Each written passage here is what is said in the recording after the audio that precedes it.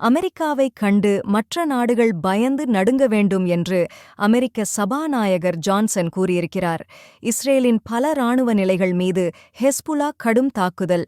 ஜோர்டானில் 3 அமெரிக்க வீரர்கள் கொல்லப்பட்டனர், பலர் காயம் அடைந்துள்ளனர். மேலும் விவரங்களுக்கு வீடியோவை கடைசி வரை பாருங்கள். என்னங்க, நல்லா இருக்கிறீங்களா?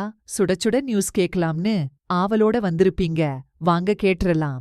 கேக்கறதுக்கு முன்னாடி நம்ம சேனல்ல சப்ஸ்கிரைப் பண்ணிக்குங்க, பெல் ஐகானையும் அழுத்தி விட்டுருங்க.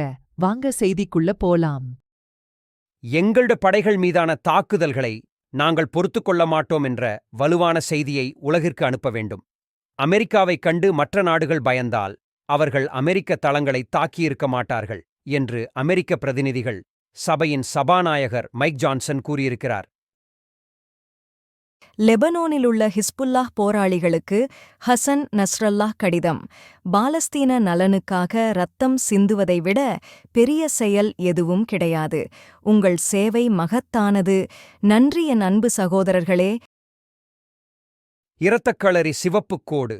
இஸ்ரேல் மற்றொரு அரபு நாட்டை போருக்கு இழுக்கும் அபாயம் உள்ளது. பிலடெல்பி தாழ்வாரத்தை மீண்டும் கைப்பற்ற இஸ்ரேல் திட்டமிட்டுள்ளது. ஆனால் நிபுணர்கள் இது ஒரு மோசமான யோசனையாக இருக்கலாம் என்று எச்சரிக்கின்றனர்.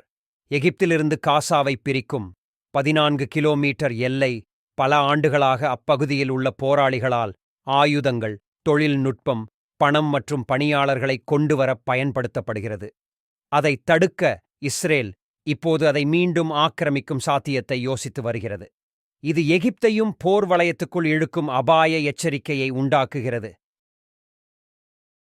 இஸ்ரேலிய நிலைகள் மீது ஹிஸ்புல்லா தாக்குதல்.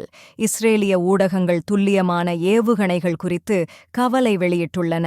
லெபனானில் உள்ள இஸ்லாமிய எதிர்ப்பு அமெரிக்கா, ஐரோப்பா மற்றும் பல அரபு நாடுகளின் ஆதரவுடன் மிருகத்தனமான சியோனிச ஆக்கிரமிப்புக்கு மத்தியில் காசா மக்களுக்கு ஆதரவளிப்பதிலும் இஸ்ரேலிய பயங்கரவாதத்தை எதிர்ப்பிலும் உறுதியாக உள்ளது. கவனமாக செயல்படுத்தப்பட்ட தொடர்ச்சியான நடவடிக்கைகளில் ஹெஸ்புல்லா போராளிகள் ஞாயிற்றுக்கிழமை ஜனவரி 28, 2024 அன்று இஸ்ரேலிய எதிரி நிலைகளை துல்லியமாக குறிவைத்து தாக்கியுள்ளனர். இந்த தாக்குதல்கள் தொடர்ந்து பிர்கட் ரிஷா இராணுவ தளம், ரமீன் இராணுவ பாஷறை, தல் ஷார் இராணுவ தளம், அல் ரஹிப் தளம், கிர்பெட் மேர் தளம் மற்றும் கிரியூட் ஷிமோன ஆகிய பகுதிகளில் புர்கான் மற்றும் ஃபலாக் 1 முதலிய ராக்கெட்டுகளையும் ஏவுகணைகளையும் கொண்டு துல்லிய தாக்குதல்களை நடத்தியதாக தெரிவித்துள்ளது. ஹமாஸ் தாக்குதல்களில் காசா பகுதியில் உள்ள எஸ்டெராட், எஃபிம் மற்றும் நாய்ரம் ஆகிய இடங்களில் சைரன்கள் எதிரொலித்ததால் நிலைமை மேலும் தீவிரமடைந்தது. இது அந்த பகுதிகளில் பதட்டங்களை உயர்த்தியுள்ளது. இஸ்ரேலிய தலைநகர் டெல் அவிவில் பாலஸ்தீனத்திற்கு ஆதரவாக நடந்த போராட்டத்தில் பொதுமக்களுக்கும் காவல்துறைக்கும் இடையே கைகலப்பு நிகழ்ந்ததாக செய்திகள் வந்துள்ளன.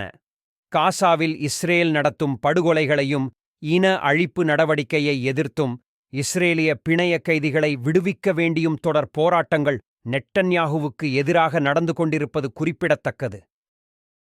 ஜோர்டானில் உள்ள ஒரு இராணுவ தளத்தின் மீது ஆளில்லா விமானம் நடத்திய தாக்குதலில் 3 அமெரிக்க வீரர்கள் கொல்லப்பட்டனர் மற்றும் குறைந்தது 31 காயமடைந்தனர்.